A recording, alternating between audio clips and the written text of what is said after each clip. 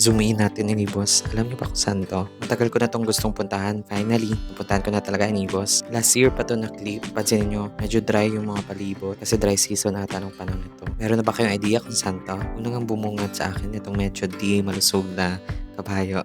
At marami pa silang mga kabayo dito at pwede lang talaga kayong sumakay. Pero syempre may bayad din. Ito naman kuha ko, minsan pa blur-blur. Ito nga isa sa pinakamagandang spot sa area na 'to. Dito nga makikita mo yung napakagandang landscape and sa ilalim meron pang river. So I guess meron na kayong idea kung saan 'to. Dito 'to sa Communal Ranch sa Impasugong, Bukidnon. Marami talagang pumupunta dito. Sayang nga lang at hindi maulan-ulan yung pumunta ko. Kasi sabi nila puro green daw talaga 'to kapag medyo maulan-ulan. Ngunit dry season nung pumunta ako kaya medyo brown na yung palibot. Hindi pa rin ako na-disappoint kasi in fairness, in actual, napakaganda niya pa rin. Siguro I think meron siyang kakaibang ganda during dry season and I'm so excited na makita siya during wet season. When kaya? Dati nga sa videos ko lang or sa Facebook ko lang makita itong sikat na munting pond nila dito sa gitna and now nakikita ko na siya and napuntahan ng malapitan. I think weekend yata ang pumunta ako kaya marami masyadong tao. Pero sabi nila kapag weekdays daw, konti lang yung pumupunta. Kaya siguro mas maganda pumunta kapag weekdays. Excited na talaga akong bumalik sa Bukidnon. And part pala to ng aking trabaho, no? Kasi nagbabiyahe po tayo and nagkakandak ng field visit. And timing naman na napadaan kami dito. Kasi minsan kapag nag-visit kami, pumupunta na rin kami sa mga tourist spot, di ba? Work-life balance. And dito na spot, uminom muna kami ng tsokolate. Diba? Ang ganda.